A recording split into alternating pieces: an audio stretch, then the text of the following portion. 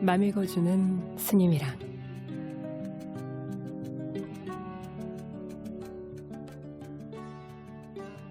틱나탄 스님의 책 있죠? 지금 이 순간이 나의 집입니다. 11월의 책으로 함께하고 있습니다. 올겨울 우리들의 마음을 훈훈하게 덮여줄 책이죠. 책들은 같이 보고 계시죠? 눈으로 보고 귀로 듣고 그리고 가슴으로 음미하면서 손발로 실천하며 이 시간 함께 해주시면 더 귀한 시간이 되실 것 같습니다. 게시판 활짝 열려 있으니까요. 책을 듣다가 또 여러분 속에 지나가는 이야기들 그리고 여러분의 마음 공부 이야기들 같이 나눠주시면 더 따뜻해지지 않을까 싶습니다. 오늘은 어떤 이야기로 추운 가슴을 뜨끈하게 데펴주실지. 스님의 책, 지금 이 순간이 나의 집입니다. 그 첫 장 함께 열어봅니다.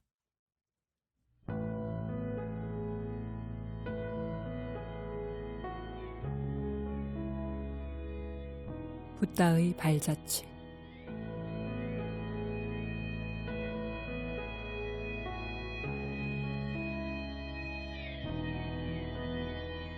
땅과 함께 그리고 지구별의 그 지역에 사는 사람들과 함께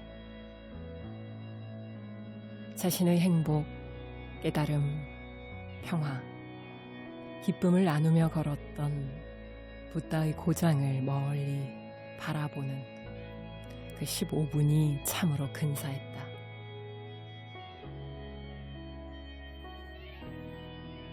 비행기에 앉아서 내려다보며 지금 여기에 현존하는 붓다를 느끼고 나는 눈물이 나려고 했다. 붓다의 발걸음을 세계의 다른 지역에도 옮겨놓기 위해서 나는 걷기 명상을 하리라고 맹세했다.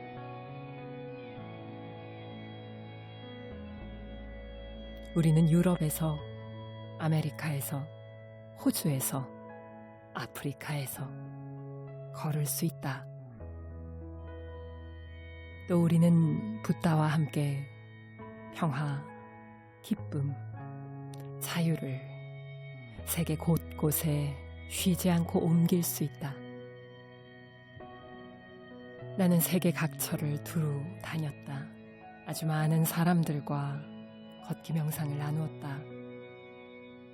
지금도 그렇게 걷고 있는 많은 벗들이 5 대륙에 걸쳐 있다. 그러니 이제 붓다는 겐지스강 유역에만 있는 게 아니라 세계 도처에 있는 것이다.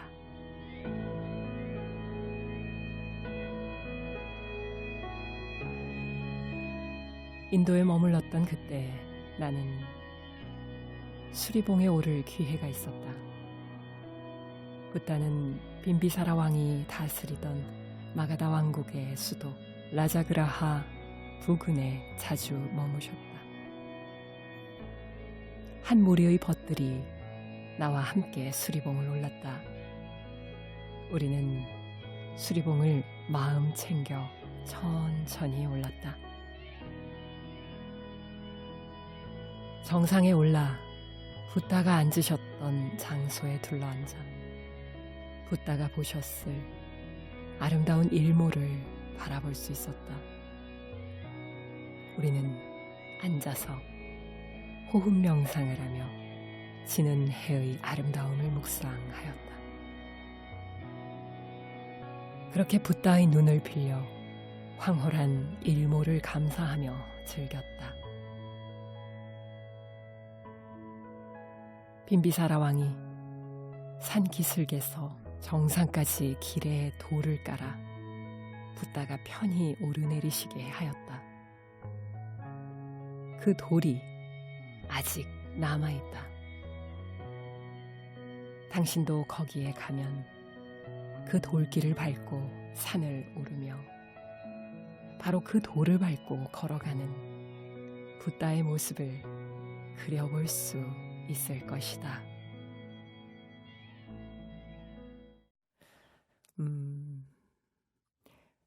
이 글은요, 틱나탄 스님께서 1968년 불교 평화사절단을 창설하기 위해서 파리로 향해 가던 중에 붓다가 깨달음을 얻으셨다는 장소, 즉 보드가야를 방문할 목적으로 잠시 인도에 들렀을 때 그 느낌을 적으신 글이에요. 그러고 보니 부처님께서 깨달음을 보드가야에서 얻으신 다음에 겐지스강, 바라나시, 라자그라 이쪽을 쭉 돌면서 북인도 전체를 걸어 다니시면서 가르침을 전하셨죠. 그 중에 참 많은 시간을 머무셨던 장소가 바로 그 당시에 강대국이었던 마가다 왕국의 수도인 라자그라하 부근. 우리가 경전에 보면 왕사성이라고 등장하는 그 지명이죠. 거기에 있었던 왕이 바로 빈비사라 왕이었는데 독실한 불자로 부처님께 많은 공양을 올렸습니다. 자신이 꼭 부처님의 설법을 듣고 싶어서 서원을 세운 사람이죠. 왕자 시절부터. 빈비사라 왕이 부처님이 처음 머무실 그 장소, 불교 최초의 사원이라고 하는 중림정사도 공양 올렸죠. 그래서 많은 수행자들이 거기서 머물면서 나무 아래에서 수행을 했는데 그 중에 지금 이 구절에 나오는 수리봉이라는 곳, 여기가 어디냐 하면 수리라는 것이 독수리예요. 독수리. 독수리 취자를 써서 영취산이라고도 부르죠. 또 영축산이라고도 부릅니다. 우리가 아침 저녁 예불을 할 때 지심기명래 영산당시 수불부촉 10대 제자 16성 500성 독수성 내지 1250 아라한이라고 이렇게 우리가 예불을 올리지 않습니까?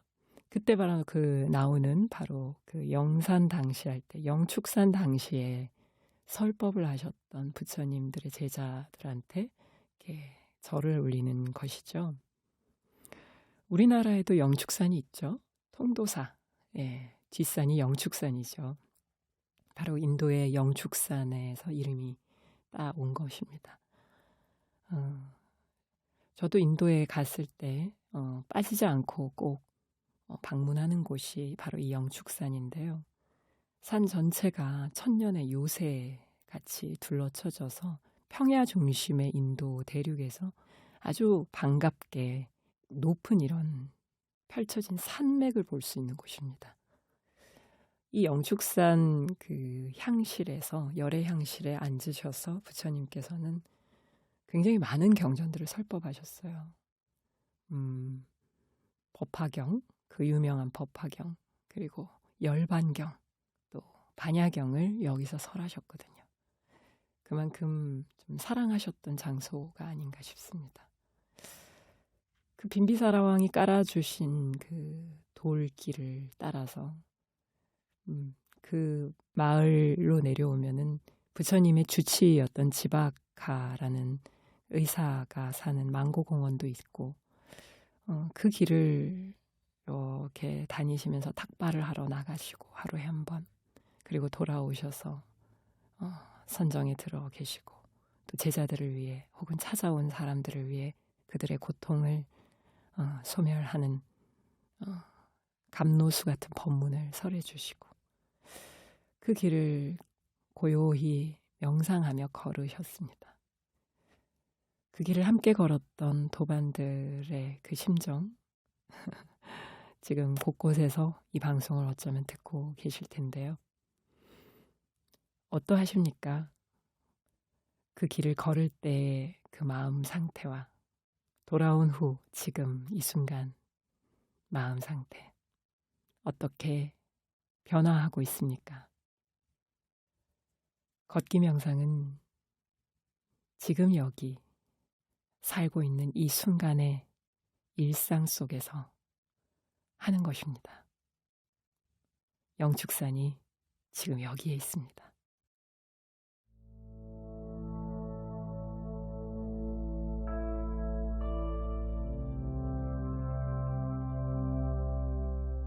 이분간의 평화.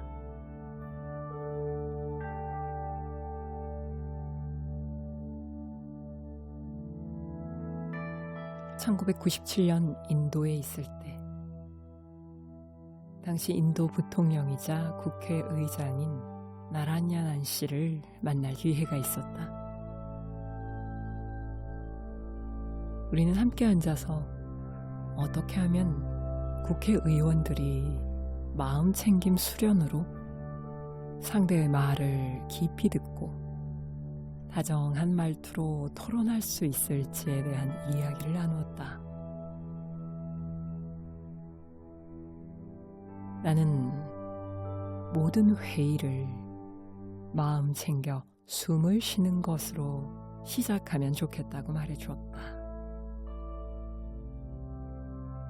모든 사람들의 마음에 깨우침을 주기 위하여 몇 줄의 글을 읽는 것도 가능한 방법이다. 이를테면, 동료 의원 여러분, 우리를 뽑아준 유권자들을 우리가 친절하고 상대를 존중하는 말을 하고 서로 자기 생각을 말하기 전에 상대의 말을 신중히 듣고, 그래서 나라와 국민들에게 유익한 결정이 내려지기를 기대하고 있습니다. 라는 글을 함께 읽는 것이다. 이런 글을 읽는데 1분도 걸리지 않을 것이다. 나는 그에게 토론의 열기가 지나치게 뜨겁거나 의원들이 서로 비난을 하기 시작하면 누구든지 배를 울리고 모두에게 토론을 중단하고 1, 2분쯤 침묵할 것을 요구할 권리를 주면 어떻겠느냐고 말했다. 그 짧은 순간에 모두가 마음 챙겨 숨을 쉬며 자기를 진정시키자는 것이다.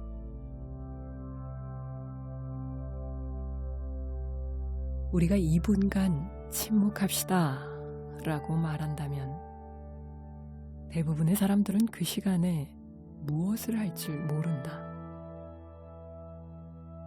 하지만 마음챙김 수련을 하는 우리는 정확하게 알고 있다.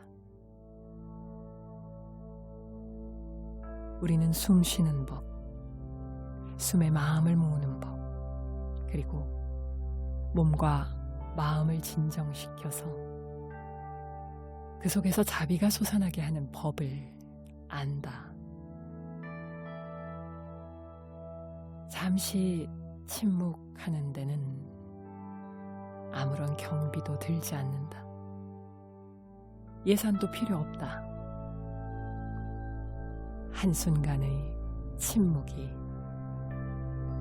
평화, 이해, 그리고 깨달음을 회복시켜준다.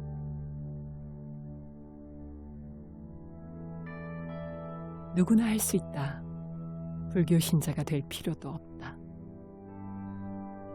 이와 같은 비폭력 수련은 어느 나라, 어느 곳에서도 가능한 것이다. 정부 안의 긴장과 갈등을 감소시킬 필요가 절실한 때이다. 우리는 속수무책이 아니다. 우리는 최선을 다해야 하고 우리 속에서 벌어지는 전쟁을 멈추어야 한다. 이것이 평화 수련이고 우리가 언제든지 할 수 있는 것이다. 우리 안에서 평화를 수련하지 않으면 우리 안에서 그리고 우리를 에워싼 세상에서 전쟁은 끝없이 계속될 것이다.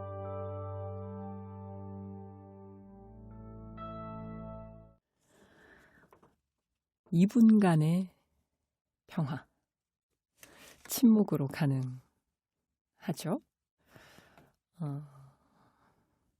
침묵한다는 게 참, 이 시끄럽고 복잡한 세상 한가운데를 살면서 가끔씩 별로 길지도 않잖아요. 겨우 2분 동안 침묵하고 자신의 숨을 들숨 날숨 또렷이 알아차리는 연습. 이 순간 이 안에 평화와 행복과 그 모든 것이 다 들어있는 것입니다. 비폭력까지. 인도 국회의장을 만나서 제안하신 것, 모르겠어요. 인도 국회에서 지금 그 이후로 1997년 이후로 스님의 이 제안을 받아들여서 정말 그렇게 하고 있는지 제가 확인을 좀 해봐야 될 것 같습니다만, 우리나라 대한민국 국회의사당에 그래서 요거를 좀 적용해 보면 우리가 이렇게 연일 만나는 뉴스에서 보는 그 엄청난 영상들이 쏟아져 나오지 않지 않을까 싶습니다. 그대 식구들 혹시 주변에 아는 국회의원 계시면 그 유권자라는 이 권위가 굉장히 크지 않습니까? 민주주의 사회에서. 뽑아달라고 오실 때는 막 고개를 엄청나게 숙이시면서 이렇게 악수를 청하잖아요. 그때 이 얘기를 좀 해주세요. 제가 라디오를 들으니까요. 스님이 이런 얘기를 하시는데 국회에서 이렇게 좀 하시죠. 네, 뽑히고 나서는 절대 말 안 듣거든요. 그러니까 뽑히기 전에 얘기하셔야 돼요. 저도 연말 되고 부처님 오신 날 되고 이러면 절에 국회의원들이 많이 오십니다. 이 얘기를 좀 따로 이렇게 인쇄해놨다가 드려야 될 것 같아요. 그래요.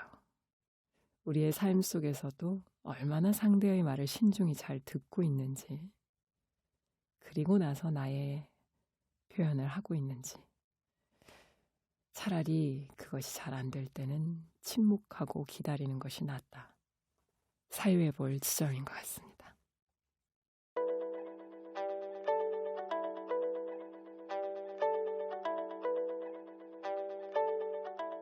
자비의 물방울.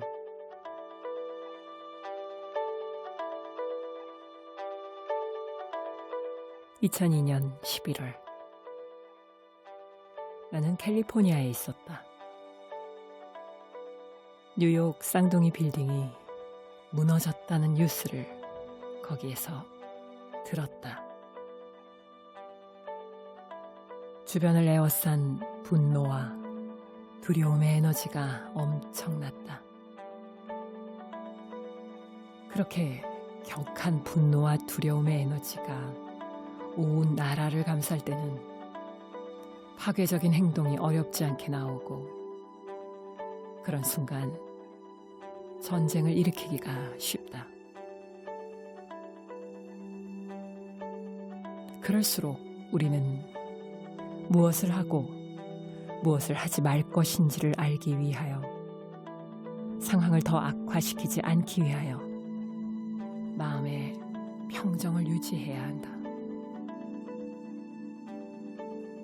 사흘 뒤 나는 버클리에서 4,000명쯤 되는 군중들에게 강연을 했다.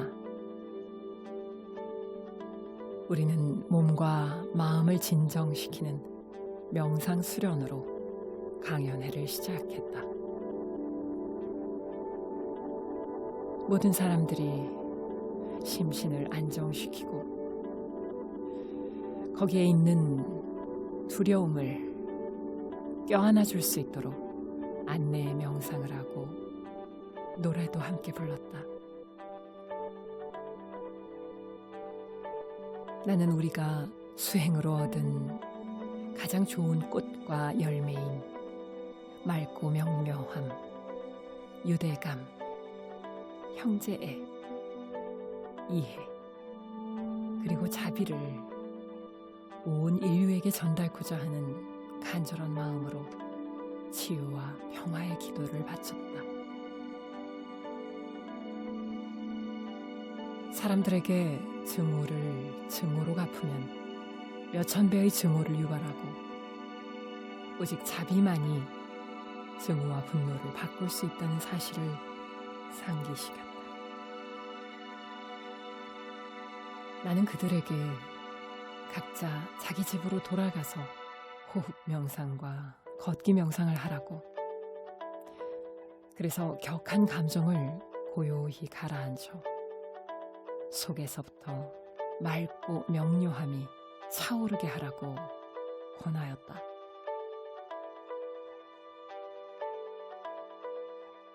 상대를 이해할 때만 우리 안에 자비심이 생겨난다. 우리 머리와 가슴에서 자비의 물방울이 떨어질 때, 그때 우리는 상황에 구체적인 반응을 할 수 있다. 우리의 개인 의식은 집단 의식을 반영한다.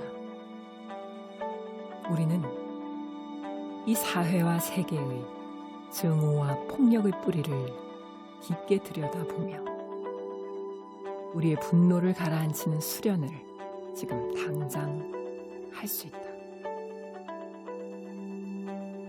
아직 듣거나 이해하지 못한 것을 듣고 이해하기 위하여 자비심으로 귀 기울여 듣기 수련을 할 수 있는 것이다. 깊이 귀 기울여 듣고 볼 때 우리는 모든 나라들 사이에서 형제애의 에너지를 불러일으키게 된다. 이것이 모든 종교와 문화 전통의 가장 깊은 영적 유산이다. 이렇게 하여 전 세계에서 평화와 이해가 날로 자라는 것이다. 우리 가슴 속에 자비의 샘물이 흐르게 하는 것이 증오와 폭력에 대처하는 유일한 효과적인 방법이다.